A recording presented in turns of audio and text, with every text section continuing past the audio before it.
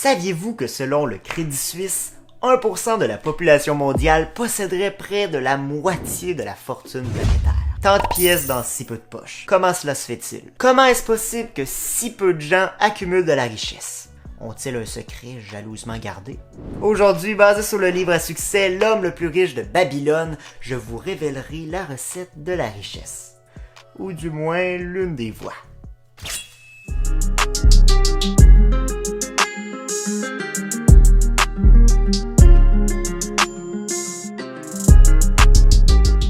Bonjour tout le monde, c'est Jérémy et aujourd'hui on se retrouve dans une autre vidéo sur l'indépendance financière ou tout simplement sur l'accumulation de richesses pour tous.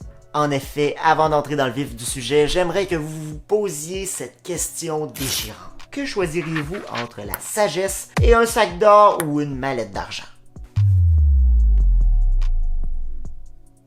Dans ce cas, j'espère que vous feriez le bon choix, la sagesse bien évidemment, puisque d'après moi, non, c'est plus un fait, la sagesse n'a pas de coût. En effet, avec la sagesse vient la richesse. Donc pourquoi choisir l'or lorsqu'on le gaspillerait bien vite sans sagesse? Comme l'a si bien dit Nathan Meyer Rothschild, je crois que vous avez déjà entendu parler de son nom de famille, petit indice sur le niveau de sa fortune.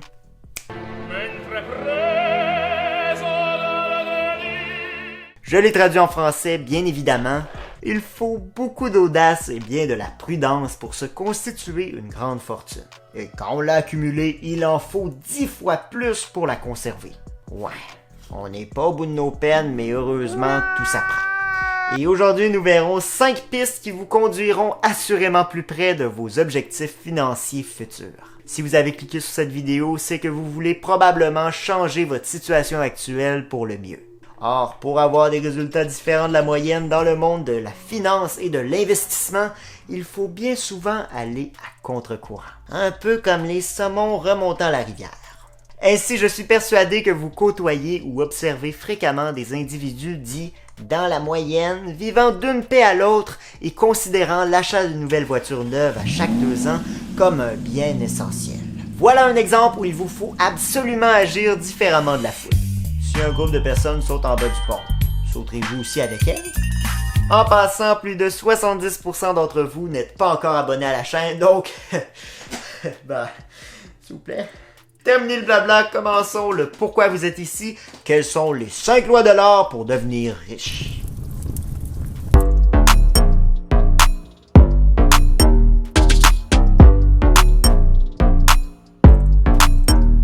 Débutons avec la première loi de l'or que je cite de l'homme le plus riche de Babylone. L'or vient volontiers, en quantité toujours plus importante, à celui ou celle qui met de côté non moins du 10e de ses gains pour créer un bien en prévision de son avenir et de celui de sa famille. Avez-vous aimé mon accent d'Emmanuel Macron? Je l'aime. En fait, la première étape est réellement simple lorsqu'on enlève la viande autour de l'os, mais est d'après moi bien trop souvent mise de côté. En effet, déjà, si vous vivez de paix en paix par choix, vous ne respectez certainement pas cette première loi de l'or. Vos dépenses sont sûrement très élevées et frôlent peut-être même vos entrées, votre ou vos salaires.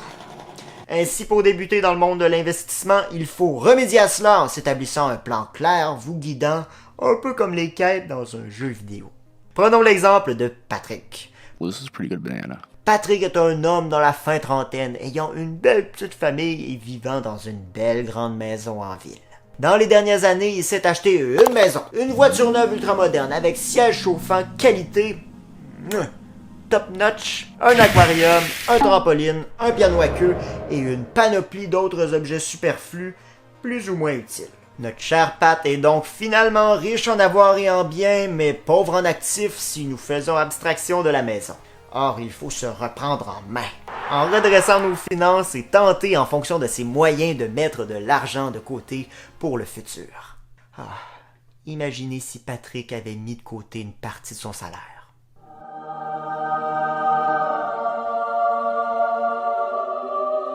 Quelle beauté! Wow! Quelle beauté! Justement, si vous n'avez pas encore vu ma dernière vidéo, qui n'est pas vraiment ma dernière vidéo puisqu'elle est sortie il y a plusieurs mois, s'affichant maintenant juste ici, ouais, juste là maintenant, vous pourrez aller la voir après avoir écouté celle-ci. Je vous recommande d'aller la voir puisque celle-ci explique réellement de long en large cette première clé de la richesse.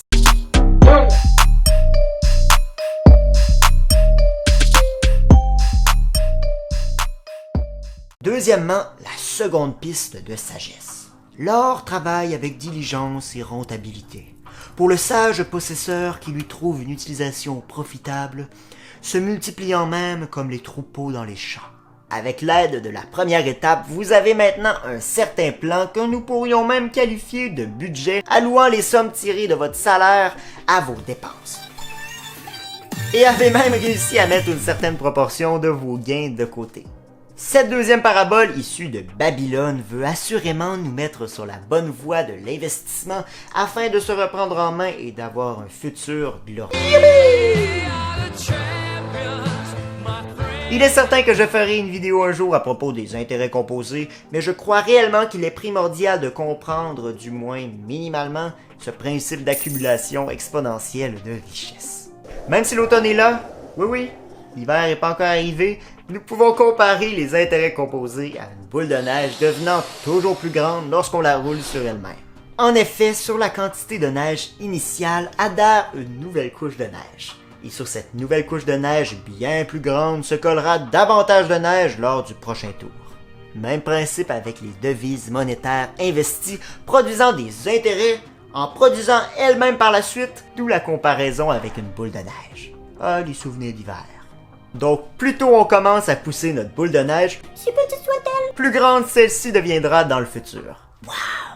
Donc, mieux vaut commencer maintenant à investir que procrastiner en sous-estimant l'ampleur de notre pactole, même s'il n'est seulement que d'1$.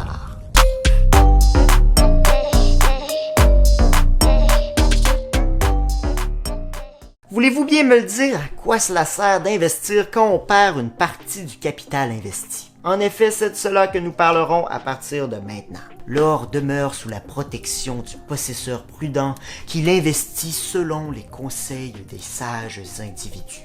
Même si je n'aime pas vraiment le possible sens caché de dépendance à certains individus derrière cette parabole, je crois qu'il y a tout de même un fond imprégné de sagesse. Je ne me souviens plus du nom de la personne ayant dit cela, ni non plus de la formulation de la citation exacte, mais il me semble que cela ressemblait à les seuls acquis que l'on ne peut se faire voler se trouvent à être nos connaissances. Ainsi, tout en continuant de raisonner par soi-même, il faut tout de même attraper, saisir le plus de savoir possible. Ceux-ci passant bien souvent par des personnalités connues du milieu, telles Benjamin Graham, Warren Buffett et une multitude d'autres acteurs. Par conséquent, si l'on s'intéresse aux entreprises du secteur de la construction, il ne s'agit seulement que d'un exemple, il est davantage approprié de s'informer auprès d'un acteur actif dans le milieu, comme un travailleur plutôt qu'un bijoutier qui n'a aucune connaissance ou peu de connaissances dans ce domaine. De la pure et simple logique. Logique, mon cher Watson. C'est pas ça, hein? Donc, avant de se lancer dans un projet ou dans un investissement, mieux vaut s'informer auprès des individus habiles dans ce domaine et surtout, comprendre. Ouais, c'est important.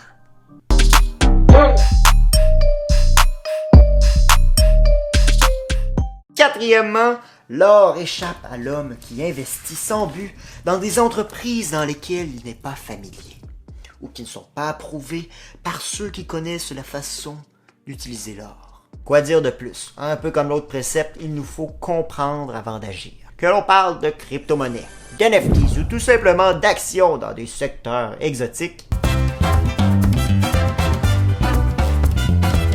un investisseur fait toujours ses recherches pour tenter de se garantir un retour. Et tout cela à l'opposé du spéculateur qui lui tente de faire beaucoup d'argent rapidement. Mieux vaut éviter de passer sur le chemin des gourous de la finance nous promettant la lune avec tout ce qui vient avec.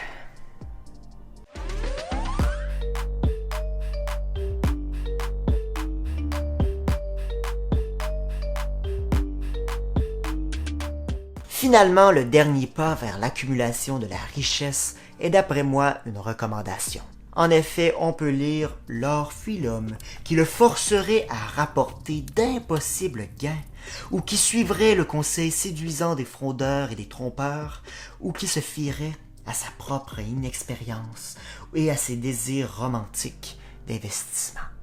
Je suis pas mal certain que vous avez déjà souvent entendu dire que bien souvent, les types plus conservateurs et sécuritaires produisent de meilleurs retours pour la majorité des investisseurs. Bien souvent dans le milieu de l'investissement, l'option de la facilité peut être bien mieux adaptée à vos besoins et au niveau d'effort que vous voulez apporter à vos investissements. Si vous ne désirez point faire de longues recherches sur vos investissements futurs, pourquoi vous aventuriez-vous dans les coins hasardeux et sombres des actifs financiers? Actions d'entreprises matures, obligations de haute qualité ou même des fonds indiciels vous permettant une diversification instantanée dans plusieurs actifs différents peuvent alors être la meilleure option faite sur mesure pour vous. Bienvenue dans le monde de la quête de l'indépendance financière et de la richesse. J'espère que vous avez apprécié la vidéo d'aujourd'hui expliquant de façon globale les bases de la santé financière et des pratiques d'investissement saines à se remémorer à tout instant.